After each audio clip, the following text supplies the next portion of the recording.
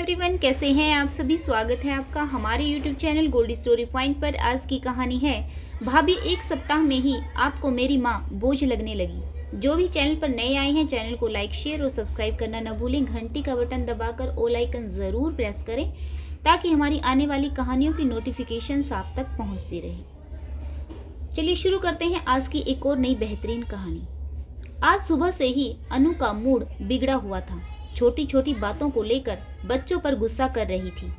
उसकी जेठानी कविता ने सोचा शायद देवर जी से कुछ खटपट हुई होगी, इसलिए मूड उखड़ा हुआ है।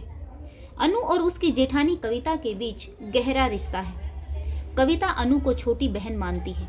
नाश्ता करने के बाद जब दोनों देवरानी जेठानी सब्जियां काटने के लिए एक साथ बैठी तो कविता ने बात छेड़ी।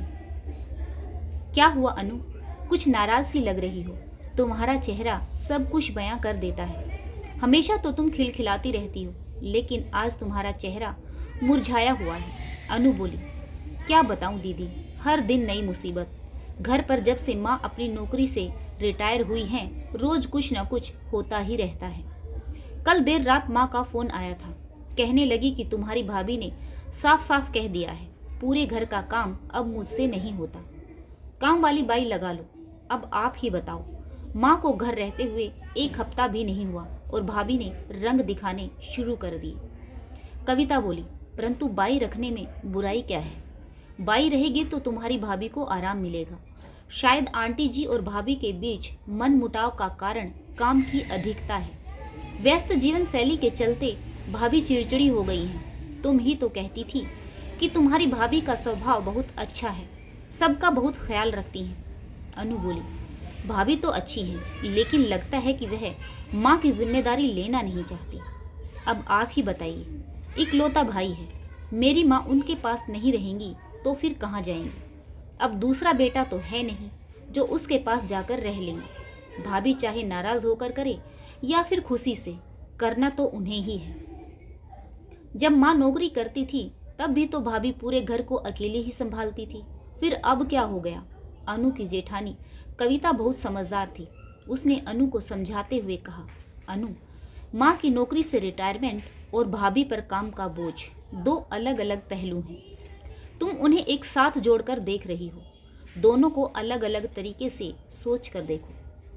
भाभी बाई लगाने के लिए इसलिए नहीं कह रही कि आंटी जी ने रिटायरमेंट ले ली है, बल्कि भाभी इसलिए कह रही हैं कि उनकी अब उम्र हो चली है। अब तुम ही तो कहती थी कि तुम्हारे भाई के बच्चे बराबर के हो गए हैं। ऐसे में एक औरत कब तक काम करेगी। हम दो हैं, काम बट जाता है। दुख सुख में भी एक दूसरे का सहारा होता है। लेकिन तुम्हारी भाभी तो अकेली है, उम्र भी 40 से ऊपर हो गई। ऐसे में उन्हें काम में सहायता की ज़रूरत है। शायद वह इसलिए काम वाली बाई लगाने के लिए कह रही होंगी। देखो अनु, हर दिन एक नई शर्त लेकर आता है। कल तक जैसा हो रहा था परिस्थितियां हमेशा ही वैसी रहें ऐसा नहीं होता। बदलाव ज़रूरी है। तुम ठंडे दिमाग से सोच कर देखो। अनु ने शांति से सोचा तो जेठानी कविता की बात समझ में आ गई और वह बोली, दीदी आप सही कहती हो, भाभी कर काम का बोझ अधिक है। वह अकेली है। समय के साथ नए दृष्टिकोण से सोचना ज़रूरी है। मैं अभी माँ को फ़ोन लगाकर समझाती हूँ। आपने मेरे मन की दुविधा कितनी सहजता से सुलझा दी। अनु ने अपनी माँ को फ़ोन लगाया और उन्हें समझा दिया कि माँ, काम वाली बाई भाभी की नहीं बल्कि समय की मांग है।